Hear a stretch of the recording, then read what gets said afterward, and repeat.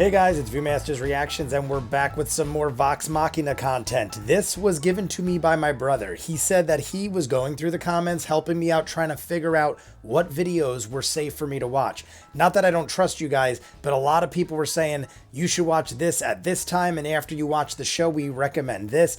And to help me out, being as my brother isn't worried about spoilers, being as he's seen all this, he gave me this to watch. He said this was the best thing to watch first. Exandria, an intimate history narrated by Mercer. Matt Mercer, the guy who runs the whole show. I think I said this in another video, how somebody in the comments said that Matt Mercer basically owns and controls Critical Role. The rest of them are part of Critical Role, but he's basically the owner.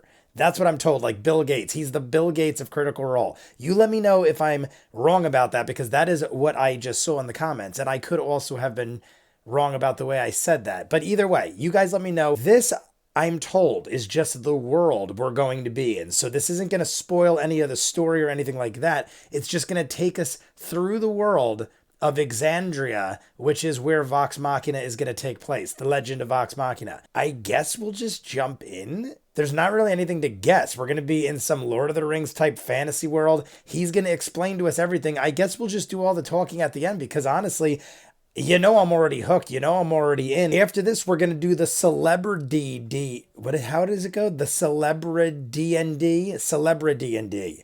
We're going to do that of Stephen Colbert for the Red Nose Day thing that happened back in 2019. That, I'm told, is one of, if not the best one-shots, everyone's calling them, where he just does a sit-down with Matt Mercer. Matt Mercer maybe brings some other people, like the Vin Diesel one I reacted to. You got Grog, you got Vexalia, and then you got the people from Nerdist News. That was interesting. I'm told the one with Stephen Colbert is just a one-on-one, and that Stephen Colbert knows his stuff. I heard he was a Dungeons and Dragons player, knows his stuff pretty well, so that should be interesting. Are they gonna like battle somehow? I don't know how you would do that. Is it even possible to battle against somebody? Could you both be a dungeon master and duel or something like that? I don't know. I guess we'll find out when I watch that. But for now, we're jumping into this. You guys want to see more of what I do, full unedited reactions of all the shows on the channel, seasons ahead of what you're seeing on YouTube, and hundreds of exclusives only on Patreon. The link's at the end. If not, here we go, guys.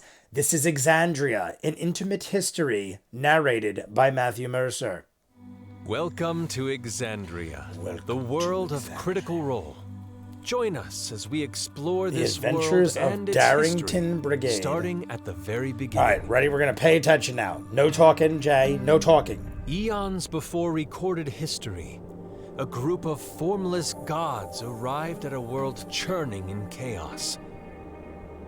But within this disorder, they saw boundless potential and a chance to learn about their place in the universe through the act of creation.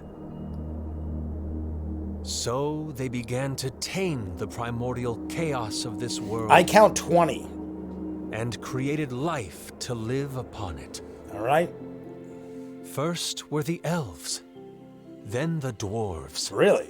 Then humans, and other races swiftly following as the young gods created their children. What is that one?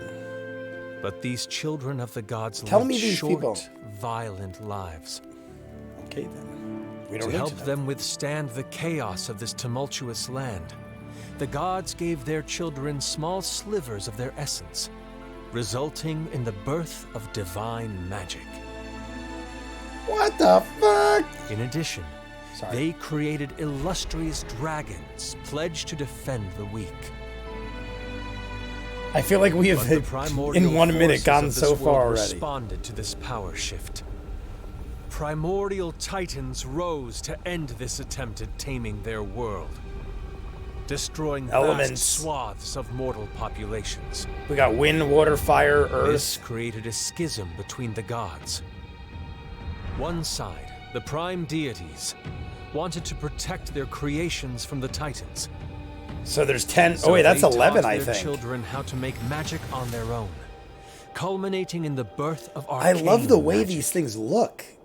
But the other gods became so overwhelmed by grief, loss, and frustration. I think they're outnumbered, They though. wanted to join the Titans in destroying their creations. These betrayer gods wanted to give up on this world and start over somewhere else. To save their children and their world, the prime deities banished the betrayer gods to their own prison planes. And with the help of the mortals' magic, the primordial titans were defeated, their essences safely channeled and locked away into the elemental planes. And thus, civilization dawned in the heart of the first city, Vasselheim. And this I feel like world we've seen was that finally city. named Exandria. Okay. So this was the birth of Exandria. The mortal Okay. races prospered during the Age of Arcanum. They perfected their magics, spawning unimaginable feats of arcane innovation. But this progress also led to unchecked arrogance. They got cocky. Some began using their magics for the ruthless pursuit of power, immortality, and even to attain godhood. One mortal challenged the god of death and won, ascending to take their place in the pantheon. Another mortal, inspired by her success, resorted to releasing the betrayer gods from their planar prisons to achieve such power. The betrayer gods and their acolytes ravaged the world, Jesus. attacking Vasselheim directly, and invoking the wrath of the guardian dragons and the prime deities themselves. The result was a magical arms race, with all sides, god and mortal alike, What are these? working diligently to create new It's like Army of engines the of Dead. war. A war that would become Age known of as Arcanum. the Calamity. All right. Not much is I'm known assuming about all the this is battles over that by the time ensued Vox during takes the over. Calamity. But the scars they left upon the world are visible to this day. Some gods imbued fragments of their power into powerful arms and armaments known as the vestiges of divergence. Tell me we find them. 1, 2, 3, 4, 6. The grand, magical cities of the Age of Arcanum were completely destroyed by the war. Only Vasselheim, the Dawn City, survived. Is it like each one of the Vox rest of Machina people get one, or am I civilization was thinking way left too in far ahead? ruins. See, I'm thinking too much. I gotta have a The drink. prime Let's have a drink deities of and their fine champions bourbon. successfully banished the betrayer gods back to their prison planes. But only 1/3 of the planet's population survived the calamity. Oh shit! The divergence. After the events of this terrible catastrophe, the prime deities created the Divine Gate to protect their creations from the ruinous presence of unchecked divinity, sealing all divine powers behind it. What the? That looks so freaking awesome. The gods sacrificed their ability to physically return to the Who's that material guy? plane. But Exandria would be protected from the destructive warring of these divine beings. The gods' power would only be channeled by their most devout worshippers. The calamity shook the foundations of Exandria. But from it, new cities and new cultures were spawned. How much of this taps into like Will the Vox? mistakes I of the imagine past it be not. learned from? Or will Directly. history repeat itself? On the continent to the west, the dwarves had taken to their mountains. But after a generation, the elves returned to this land and named it Gwasar. Gwasar. I haven't heard that one. I'll tell you when I heard Humans names. came to Gwasar, Damn, and with them they goddamn brought Cord. chaos and passion. Chaos, like the two greatest things, chaos King and Warren passion. Drasig and his sons waged a war for the land before the Drasig rule was felled by Zan Taldore. Jesus, I'm not gonna remember these names. She became sovereign, Zan Taldore. and the continent was renamed Taldore in her honor. All right, maybe I will remember. To the east is Zan the continent Taldore. of Wildmount, a geographically varied land split into 3 main sections. I think I'll like The this Menagerie place. Coast, a land of trade ruled by the Clovis Concord. Western Wynandir, ruled by and named for the nationalistic Dwendalian Empire. And Eastern Wynandir, a land scarred by the calamity named Jorhas, ruled by the Kreen dynasty. Jorahas with Beyond an their X. borders are the frozen tundras of Iselcross and the lands of the Miskath Strand. Is there like undead or something? Like, see, these are the places I like. Sparsely The populated worst, and darkest mostly untamed. places that are The continent of undiscovered Isilra kind is of home things. to Vasselheim, and is Vasselheim. where civilization itself began.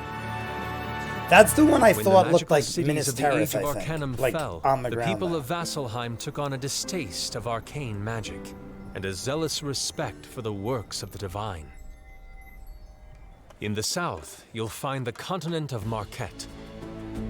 Though the pebbled coast is inviting, and there is respite in the oasis, its vast desert can prove Okay, I was gonna treacherous, say that looks and the gorgeous. lush jungles What and is that jagged there, little mountains airship? that surround it hide mysteries still yet to be I unraveled. love airships. I don't know what it is. It's the Final Fantasy in me. Exandria is a I world love rife airships. with change, and marked by both Critical power Role starts. and potential, where destructive forces are forever seeking new ways to return to chaos, but where heroes will always rise up to meet these challenges and protect this fragile land.